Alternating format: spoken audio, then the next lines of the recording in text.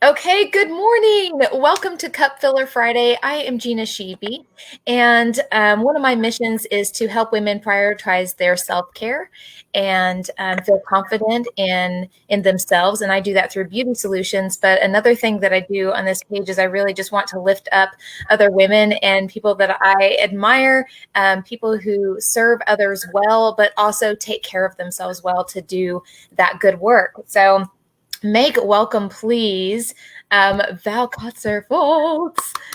And I see that there are lots of hearts and thumbs ups and all of those things. So that is awesome.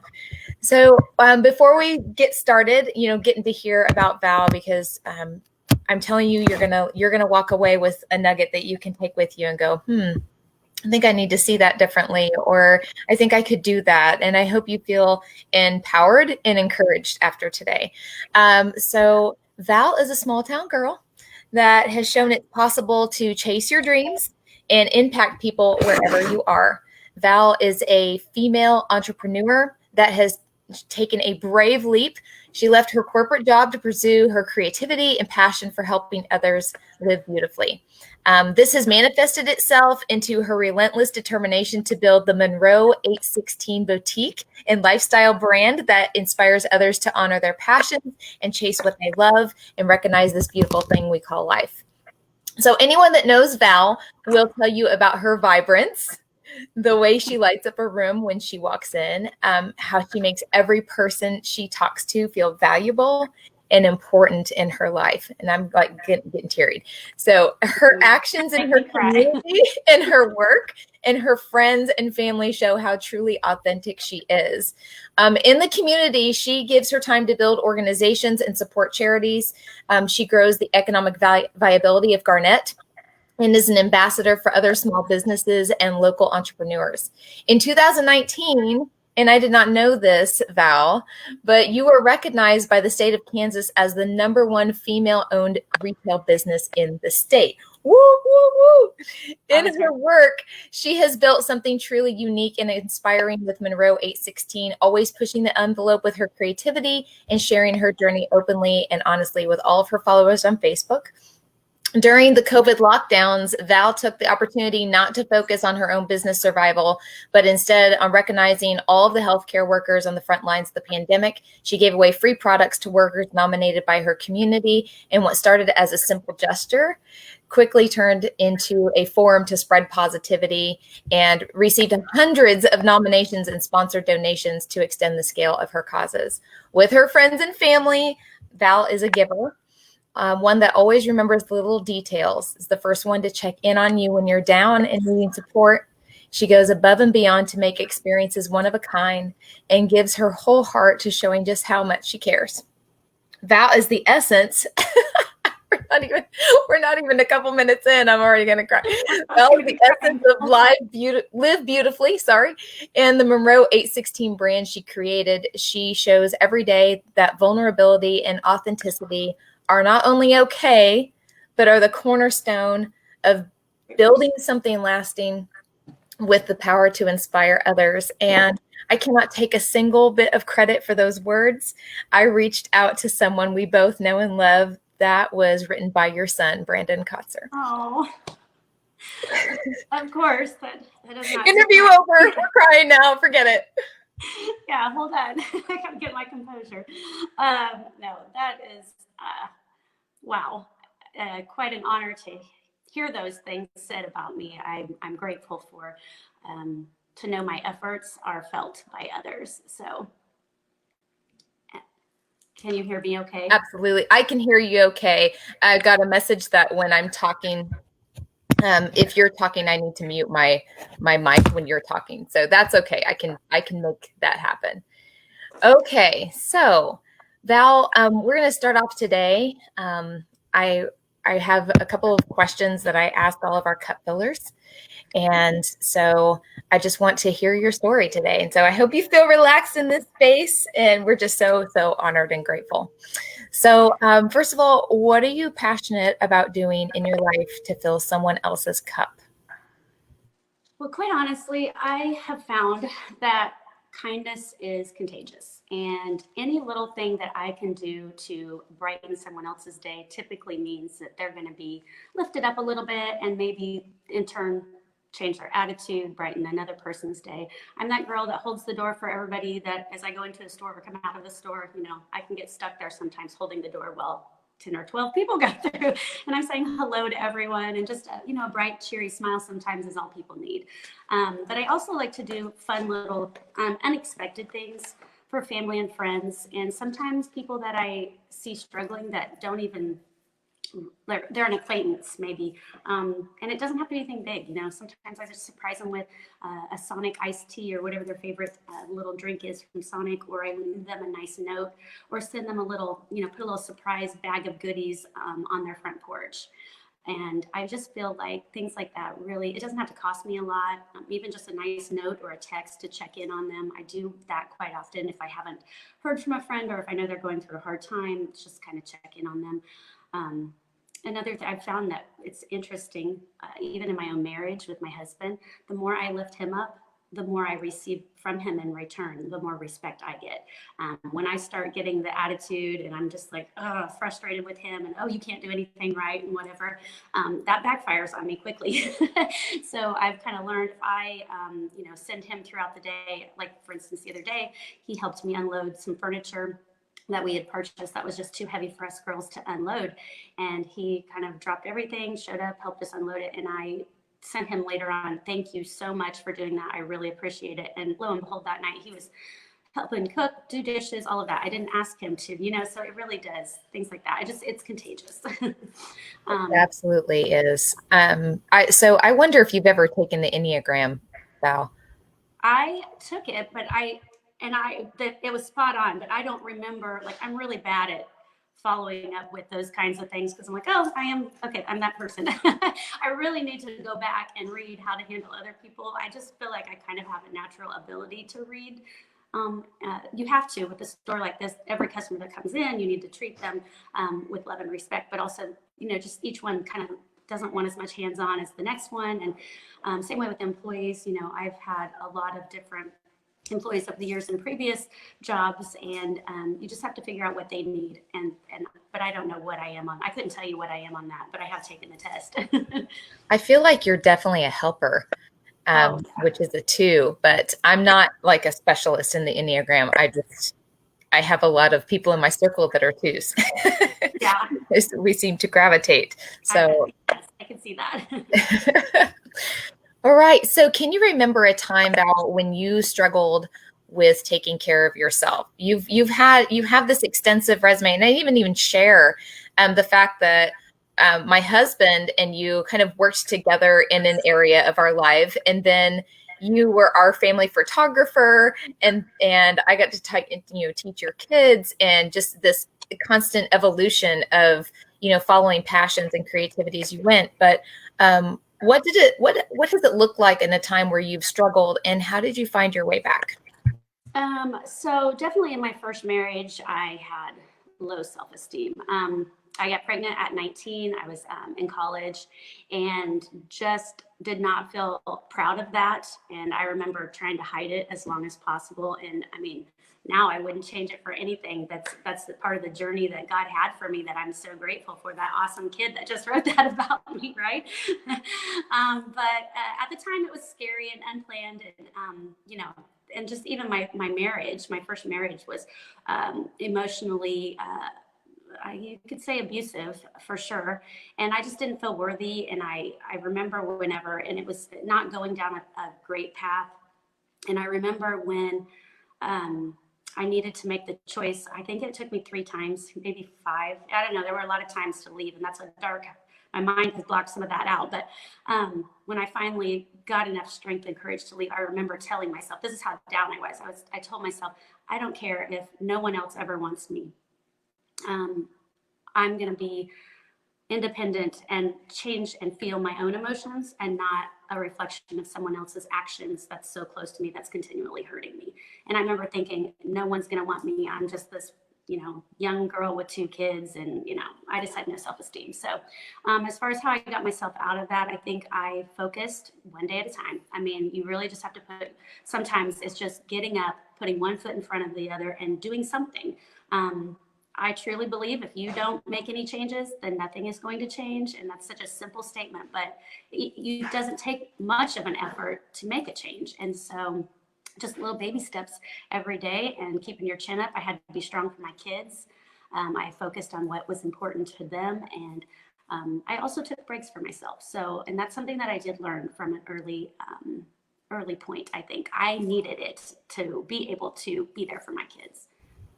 That's such an important statement for any mom, I think, watching, because I know that there's a lot of guilt around taking breaks for ourselves, and we can really easily talk ourselves out of it and say, no, it's not, they're going to miss me too much. I'm going to miss them too much. But you do come back just 100 times better for them and yourself when you realize that you're not expected to have infinite energy. Oh, You're not expected it's to not do fair. everything. And so that's so important. And I think that your story, unfortunately is a pretty common one. And in terms of people in situations that they feel like they can't get out of and they don't have confidence necessarily to do it. But then once they do, you either find that they go back to something similar, a different relationship with similar, toxicity, or they find their way and find themselves first. And I really feel like that's something a lot of people can resonate with. Oh, So for sure. And I think too, at that time, one thing that I did do, I counted on my support network. I had a great family. Obviously, I come from a great family, and I'm very blessed in that regard. But I also had a really strong network of friends. And when I couldn't be strong, and they knew that, they were there for me. And so then, that's just a pass that forward. Now I'm able to do that for other people. And I think that is important as well, because I hear it a lot, even with my customers that come in and see the pretty things in the store. They're like, oh, my kids would tear that up, or, oh, I probably shouldn't do that. The kids all need new shoes this week or whatever. And I really believe, I raised 2 boys, and they were not innocent. They were rambunctious. And our house, I had pretty things. They were inexpensive pretty things. I might have had to bargain shop for them, but there were rules, and that was teaching them respect for my stuff from a very young age. And I don't think it's okay to let kids be kids, but there has to be boundaries and rules of like, no, that's mom's, and as respect to mom, you don't touch that, And so that's kind of how I did it. But I hear, lots of moms not feeling, it's almost like they don't feel that they're worthy of having pretty nice things in their house because they have kids. And I don't think that's true at all. So the boundaries piece is part of, I've always felt that that's what kids really want, is a structure, because it helps them to feel safe. And so when I do help them to establish boundaries, you're really showing them a great amount of care and love in doing that, because that's a lesson they can take with them everywhere. Right. And so I think you're dead on right there, Val. Have the pretty things, ladies. Right. It's definitely worth it. So what are your top 3 must-dos? If I am Val for a day, what are some things that you do for yourself to take care of yourself well when you do this amazing work? So my business is fairly new. I still call it my baby business, or maybe it's a toddler by now because it's only like 2 years old. So it's really easy, and since my kids are raised, it's really easy for me to get really wrapped up in work and just stay here for hours and hours. And all of a sudden I look up, I'm like, it's 11 p.m. I need to go home. So I've had to tell myself, I would set boundaries for myself on how much work I'll put in. So there's times I say, today, no matter what happens at work, or whatever you think is on your to-do list, you are leaving at 5 o'clock or 6 o'clock. And so when I do have those nights, I love social time with friends, with girlfriends. And I will echo what you said before. I have tons of young mamas that I've seen in the past say, oh no, I can't leave my kids. Well, it does. It makes you refreshed. It makes you feel good to have other moms that you talk to or other girlfriends that you talk to that are going through the same things and that can really relate, and they need a break too. So you might be doing each other a favor if you just schedule it and make it happen. And your husbands can take care of your kids. They're going to act like they can't, but they can. They're lying, and they need to. They helped create these little monsters. It's part of the responsibility. And so the things I do for myself, number one, are social time with girlfriends. We'll schedule something to go do. Prayer is huge for me. I like to take some time every day to thank God. And when I do it in that approach, when I start with thank you for today, instead of if I start it as thank you, and I really reflect on gratitude and the things I am truly appreciative of and grateful for, then my attitude changes. I feel like, oh, wait, yeah, what were the bad things that happened? Now I've forgotten because I had all these great things when you really sit back and think about it. And then the other thing that I like to do is I love music, and that really makes my heart happy. And Gina, I know that speaks to you highly. So I like to, when I get home, sometimes the first thing I do is just crank up the music, and just I enjoy cooking a nice meal, but I don't like doing that rushed, or I don't like doing that where I'm having to feel burdened to do it. It has to be something that's enjoyable. So I cook, but listen to the music and have a glass of wine while I'm doing it. And the other thing that I like is, not every day, but every couple of weeks or every 10 to 14 days, is I kind of have a beauty night for myself. And I'll do my own facial and manicure and pedicure, just as okay, I need to work on these wrinkles, or I need to just do nothing really but something for myself. It's like, I just need to relax. And so some people, you need exercise. And then the day when I was running a lot, then, exercise is an excellent form of self-care, because not only do you reap the health benefits from it, but you also just get renewed energy. And sometimes that's a lot of what we need.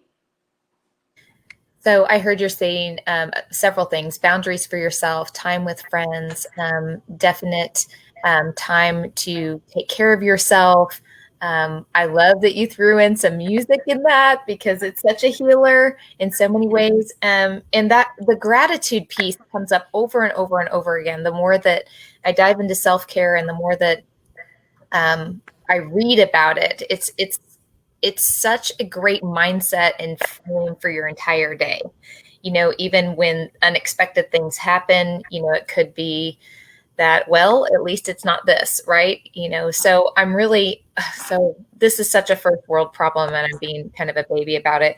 But my girls have chosen different places all over the US that they wanted to go before our oldest graduates high school. And this started when Addie was 9, I believe. And this year was our Gulf Shores year.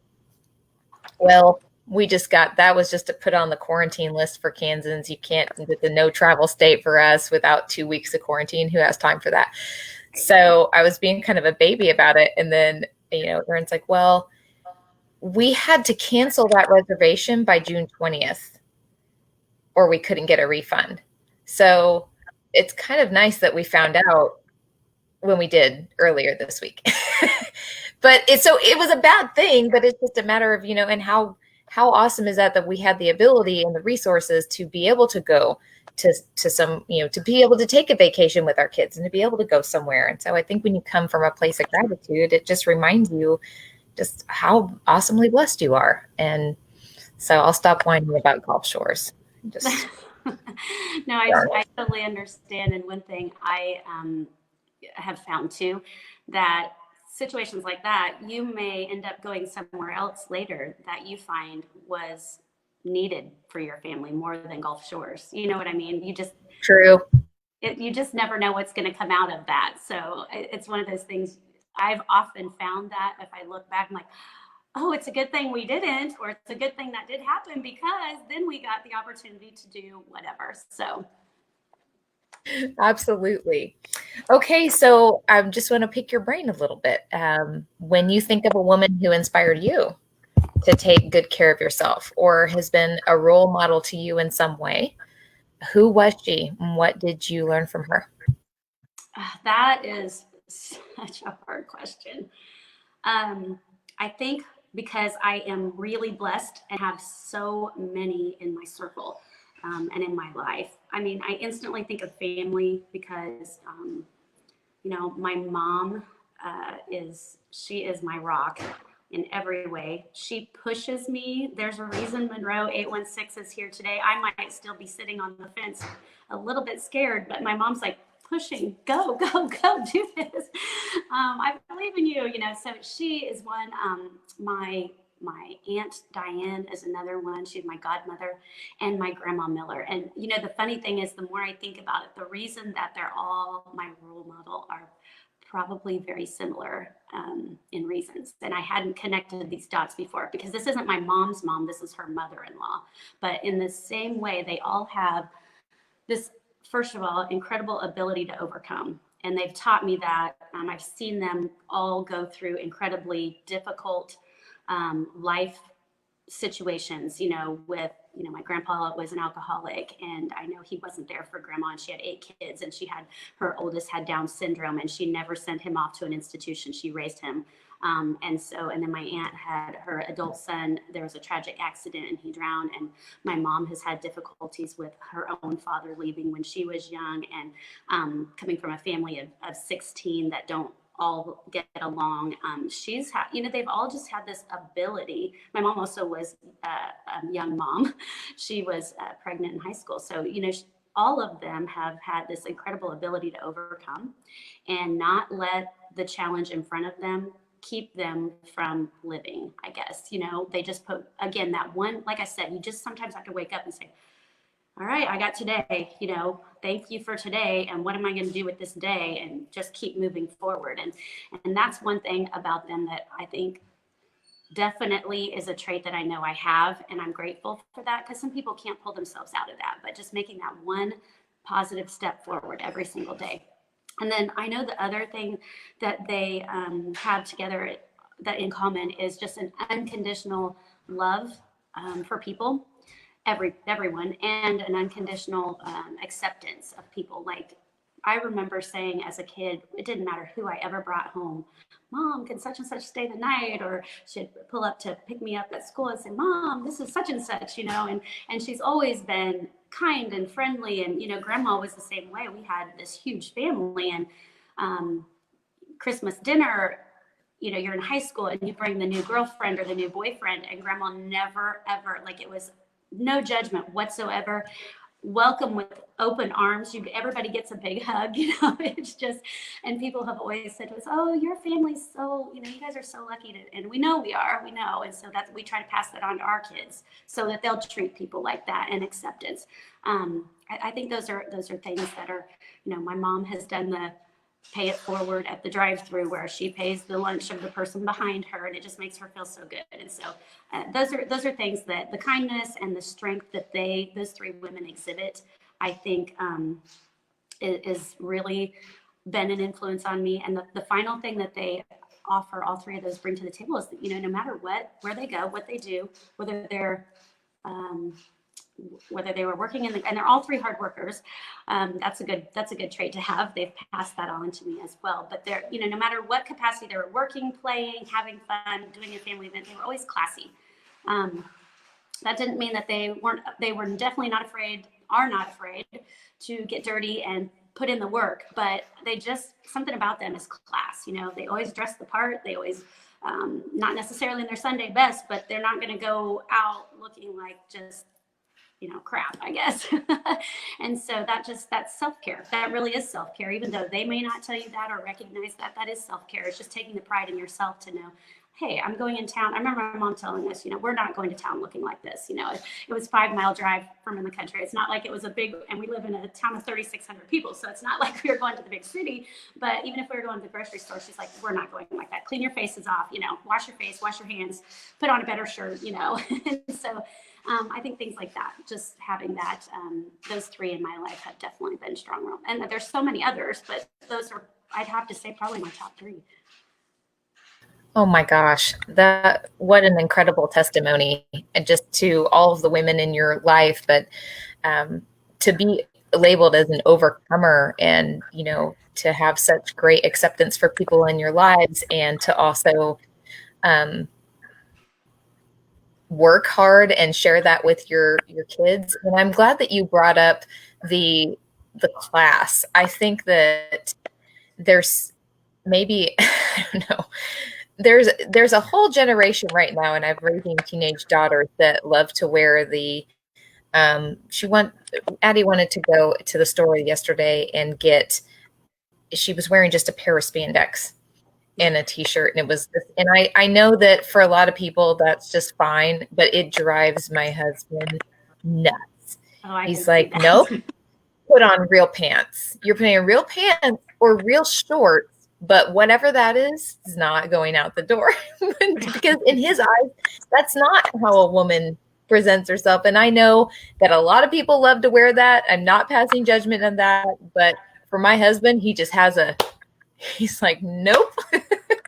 So it's interesting, but it is how you carry yourself. We try to tell our girls how you present yourself to anyone shows a lot about our entire family. You're speaking for all of us when you speak in the community, and when you walk around the community, you're speaking for all of us. And so you need to make sure that you are taking care of yourself and you do represent our family well. It's not just you, because we'll be judged by whatever your actions are, unfortunately, or whatever your statements are, or how I always tell them we work hard for you guys to have nice things to wear, but I'd really like you to wear them. Yeah. just to be able to represent girls. So no, that's interesting. Mom versus dad parenting. Because I'm like, oh, it's fine. All the girls are wearing them. Her bottom's covered. Whatever.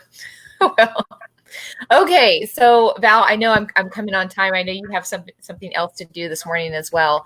But any final thoughts to share on self-care? Yeah, I do want to add something to that whole last statement that you were just making, and it really, the class part of it too, and it doesn't have to be, I guess, what you wear doesn't have to be expensive. It doesn't have to be the best of the best brand.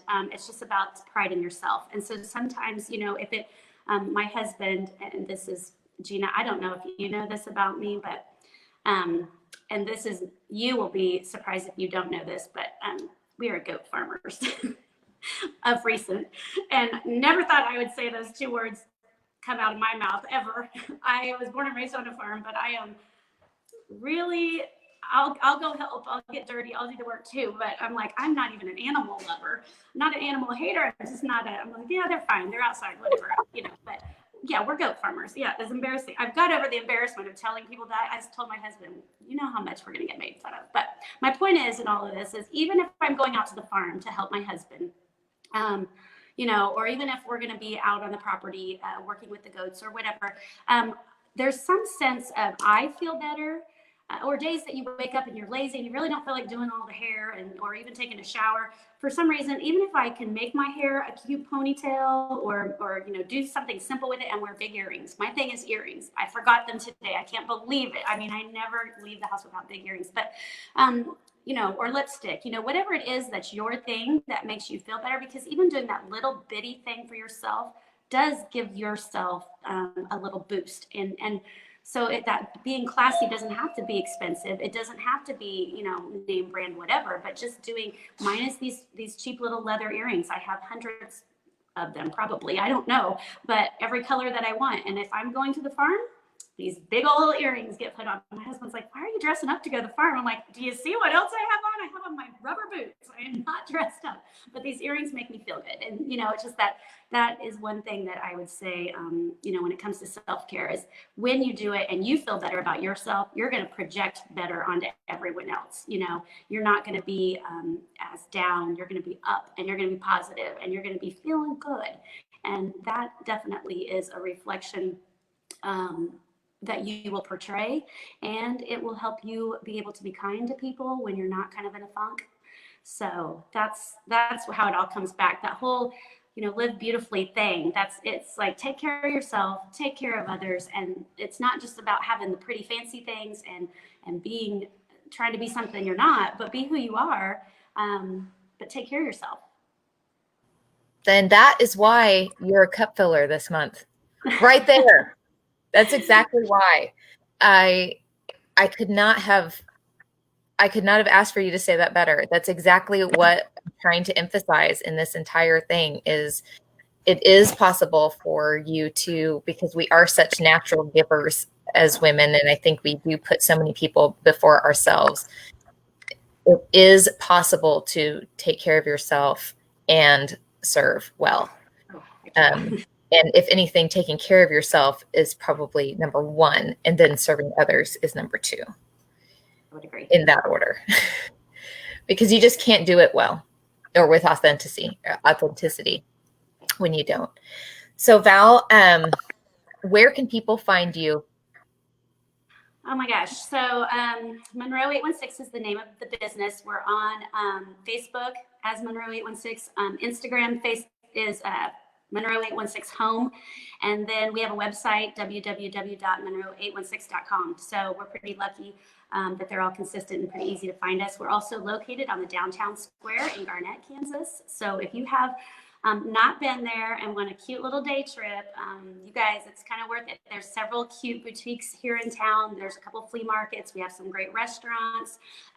So worth a day trip to visit. And, one thing I do want to add is that when it comes to class, Miss Gina, you are rating pretty high up there yourself. So you know that you're someone I've always respected. You have this ability with grace and patience that is endless. I saw it when you were teaching and here in Garnett, and your ability to accept others and mold these kids into give them the confidence that they need and no judgment, and you just are incredible at it. And I think that you two are a cup filler. So thank you for filling my cup then, because you knew me when I was weak and you knew me when I needed that support and someone to help me get these little turds raised. It's like, what do I do? I remember crying to you saying, I don't know, nothing's working. So just a big kudos back to you. I adore you and respect you as a teacher, as a friend, as a businesswoman. So thank you so much. I so appreciate your heart. You've always been very endearing to me, and definitely a model for me of what it means to completely embrace exactly who you are in every facet. I had never doubted who you were. And I'm going to tell you, those years in Garnett were some of the most precious of my life. I love those kids so much. I still love them so much. And I get to work with Alyssa Miller once in a while. Here. It's so great. Remy Hedges is coming to Emporia, so I'll get to see her more often. I just those Garnett connections have just been lasting, and gosh, they were so strong. So my mom hopped along one day into your shop, not knowing it was your shop, not knowing who you were, and she still tells me she sent me the things you picked out for me, and she's like, I did not know this Val woman, and you guys were really close, I think. And I said, well, we bonded by fire in a lot of ways, because we had great love for both her boys. But our family, I still have pictures that you took all over our house. It just makes us think of you, and so very much love your circle, very much love you, and cannot thank you enough for being on today. And thanks for the good work that you do, Val. We love you. We love you. Thank you so much for having me, and you guys all have a beautiful day. You too. Bye.